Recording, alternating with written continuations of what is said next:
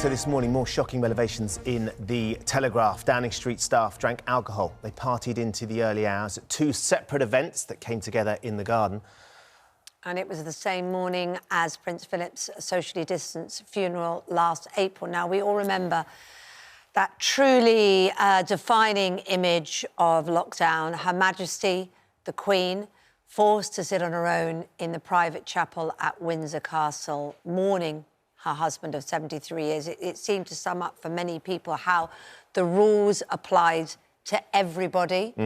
And she just felt for her, as we do for so many people who've lost someone they love. And now, of course, it seems to be that within hours of that image, actually, there were parties going on in Downing Street. Now, the Daily Telegraph's political correspondent, Tony Diver, is the journalist that has broken this story, and he joins us now. So what do you know about what was going on? Well, what we know is the night before the funeral, which was the 16th of April 2021, there were two leaving do's that were going on in Downing Street. One of those leaving do's was for James Slack, who at the time was the Prime Minister's Director of Communications. That's the most senior spin doctor in Number 10.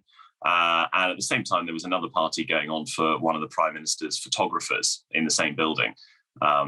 That second gathering, we know, happened in the basement of Downing Street, where there was music being played, wine being drunk, staff were dancing.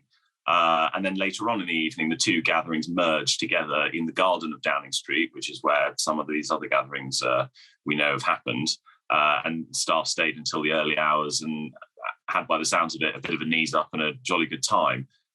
Which I think is what's raised some questions about what then happened the next day, which is the very cautious, careful, socially distanced funeral for Prince Philip, which was totally changed, stripped back and made socially distanced because of the coronavirus regulations that were in force at the time.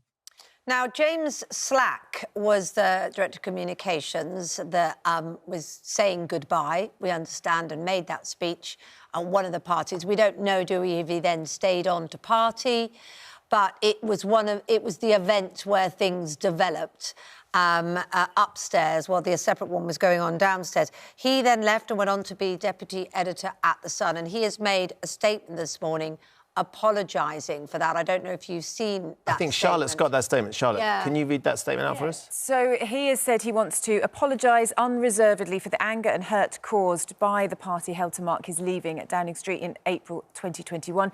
He said it should not have happened at the time that it did. So that's the latest. Yeah.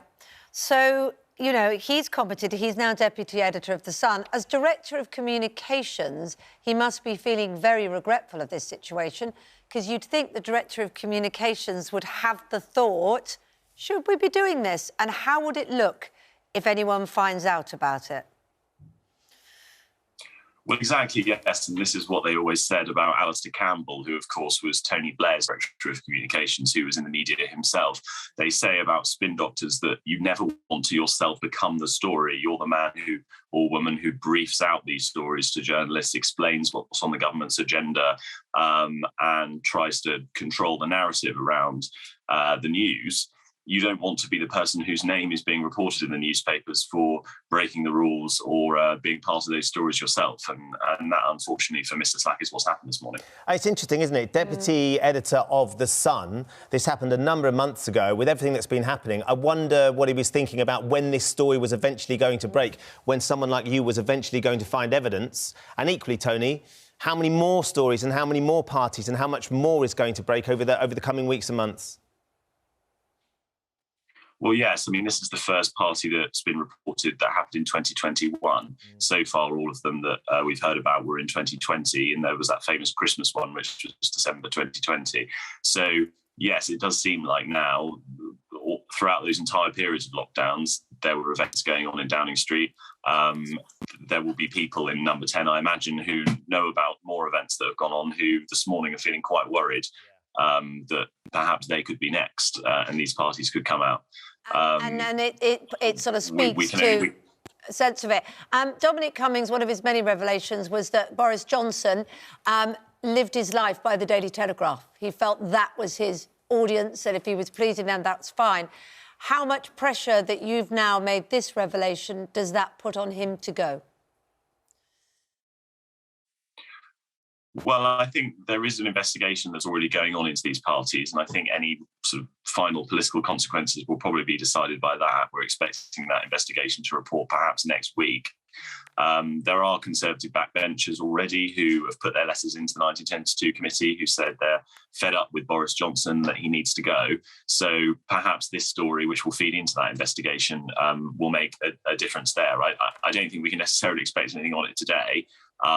But I think for some of those politicians, this starts to feel a bit egregious.